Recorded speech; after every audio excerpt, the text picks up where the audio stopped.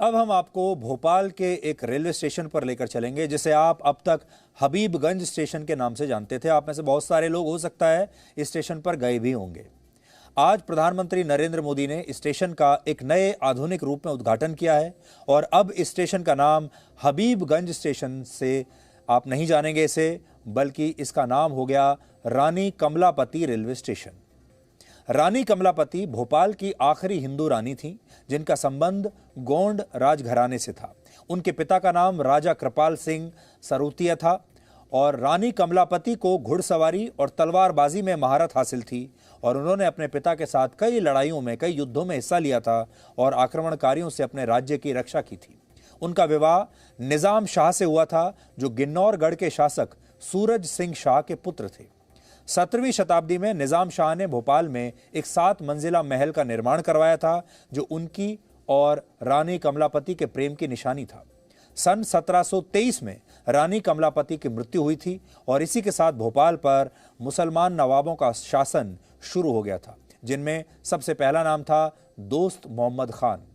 भोपाल पर जो मुस्लिम महिलाएं शासन करती थीं उन्हें बेगम कहा जाता था। वर्ष 1901 से 1923 तक भोपाल पर जहान बेगम नाम का शासन था, जिन्होंने अपने पोते हबीबुल्लाह के नाम पर भोपाल के एक इलाके का नाम हबीबगंज रखा था, जहां आगे चलकर हबीबगंज स्टेशन का निर्माण हुआ। यानी जब रेलवे स्टेशन बना तो उसका नाम भी हबीबगंज रख दिया गया और अब इसका नाम बदलकर रानी कमलापति रेलवे स्टेशन कर दिया गया है। कमलापति गोंड राजघराने की रानी थी, जैसा हमने आपको बताया, और इस राजघराने की उत्पत्ति गोंडवाना शब्द से हुई है। गोंड साम्राज्य महाराष्ट्र के विदर्भ से लेकर मध्य प्रदेश, छत्तीसगढ़, तेलंगाना और उड़ीसा तक फैला हुआ था और इन इलाकों में जो लोग रहते थे उन्हें गोंड कहा जाता था, जो मूल रूप से आदिवासी थे। इसलिए आप कह सकते हैं कि रानी कमलापति भारत की एक आदिवासी रानी थी। आपको जानकर हैरानी होगी कि 60 करोड़ साल पहले दुनिया में एक सुपर कॉन्टिनेंट यानी एक बहुत बड़ा महाद्वीप हुआ करता था जिसका नाम था गोंडवाना, जो उस समय पूरी पृथ्वी के 20% हिस्से के बराबर था। और आज का पूरा भारतीय उपमहाद्वीप दक्षिण America, Africa, Antarctica, Australia, New Zealand और अरेबियन पेनिनसुला इसी गोंडवाना लैंड का हिस्सा हुआ करते थे। लगभग 20 करोड़ वर्ष पहले पृथ्वी के नीचे मौजूद टेक्टोनिक प्लेटों के टकराने की वजह से गोंडवाना लैंड टूटना शुरू हुआ और इस दौरान ये सारे देश, महाद्वीप और उपमहाद्वीप अस्तित्व में आने लगे और इस सुपर कॉन्टिनेंट का नाम गोंडवाना गोंड आदिवासी लोगों के नाम पर ही रखा गया था, जिनकी पहचान मध्य भारत से जुड़ी हुई है, ऐसा माना जाता है। यानी भारत के आदिवासी आदिकाल से भारत का और भारत के इतिहास का हिस्सा रहे हैं, लेकिन आजादी के बाद से सरकारों ने आदिवासियों को मुख्य धारा में लाने के लिए कुछ खास नहीं किया और अगर कभी किसी ने कुछ कोशिश की भी तो आदिवासियों को ऐसा लगा कि सरकारें उनके जंगल और जमीन पर कब्जा करना चाहती हैं और आदिवासी इन जंगलों को ही अपना असली घर मानते हैं, अपनी संपदा मानते हैं। और ये बात सही है कि इन जंगलों पर सरकारों और उद्योगपतियों की भी नजर रहती है, लेकिन आज एक आदिवासी रानी को सम्मान देकर केंद्र सरकार ने यह बताने की कोशिश की है कि देश के आदिवासी भी भारत की मुख्य धारा का हिस्सा हैं। राज्य सरकार ने यह बताने की कोशिश की है, जो मध्य प्रदेश में सरकार है।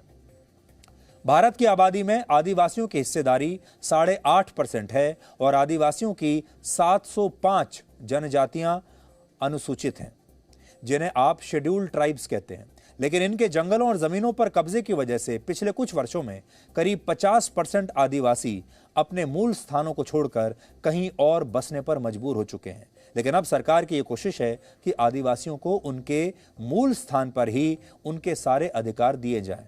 संयोग यह है कि वर्ष 1875 में आज ही के दिन भारत के महान आदिवासी स्वतंत्रता सेनानी बिरसा मुंडा का जन्म हुआ था, जिन्होंने अंग्रेजों के शासन के खिलाफ लंबी लड़ाई लड़ी और 3 मार्च 1900 को अंग्रेजों ने बिरसा मुंडा को पकड़कर रांची की जेल में डाल दिया था, जहां कुछ महीने बाद सिर्फ 25 वर्ष की उम्र में उनकी मृत्यु हो गई। जिस जेल में बिरसा मुंडा की मृत्यु हुई थी, अब उसे बिरसा मुंडा को समर्पित करके एक म्यूजियम में बदल दिया गया है और इसका उद्घाटन आज प्रधानमंत्री मोदी ने वीडियो कॉन्फ्रेंसिंग के जरिए किया। उन्होंने आज से उनकी जयंती पर जनजातीय गौरव दिवस मनाने की भी शुरुआत की है। आजादी के इस अमृत काल में देश ने तय किया है कि भारत की जनजातीय परंपराओं को,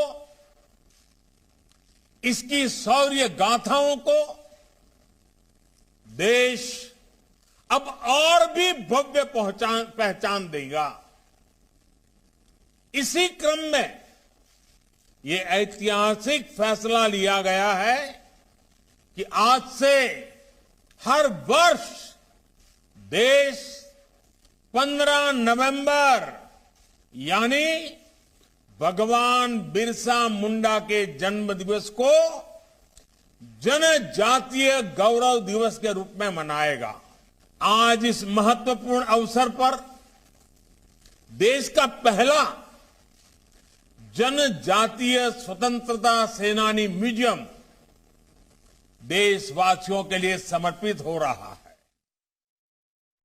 ये बहुत बड़ा दुर्भाग्य है कि हमारा देश जब आजाद हुआ उसके बाद असल में आजादी आदिवासियों को भी मिलनी चाहिए थी, और वो भी हमारे देश के उतने ही महत्वपूर्ण नागरिक हैं जितने बाकी के लोग हैं। लेकिन आदिवासी मुख्य धारा से कटते चले गए, और मुख्य धारा में जो शक्तिशाली लोग थे वो लोग, ऐसे लोग जो बाद में शहरों में रहने लगे, ऐसे लोग जो बड़ी बड़ी नौकरियों में आ गए, ऐसे लोग जिन्होंने बहुत पैसा कमा लिया, उन्होंने कभी आदिवासियों के बारे में सोचा ही नहीं।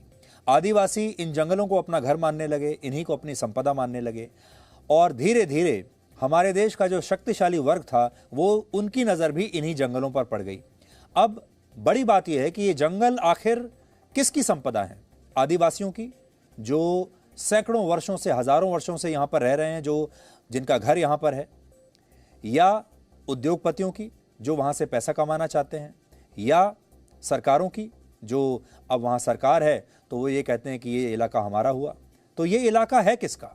ये एक बहुत बड़ा विषय है, और इसीलिए हमारे देश के जो आदिवासी हैं वो परेशान रहे, वो दुखी रहे, और आज भी बहुत अलग अलग तरह के जो विरोध प्रदर्शन होते हैं, जो अलग अलग तरह के मूवमेंट्स चल रहे हैं, उसका एक बहुत बड़ा कारण ये भी है कि आदिवासियों को कभी हमारे देश में न्याय नहीं मिला।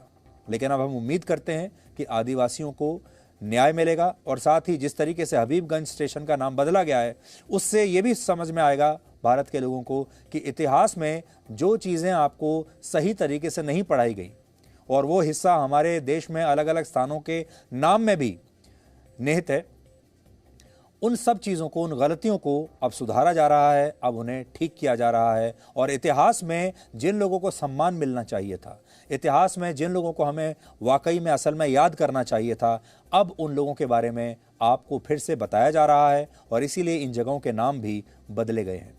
Presenting B News app, available on Google Play and App Store. Download it now.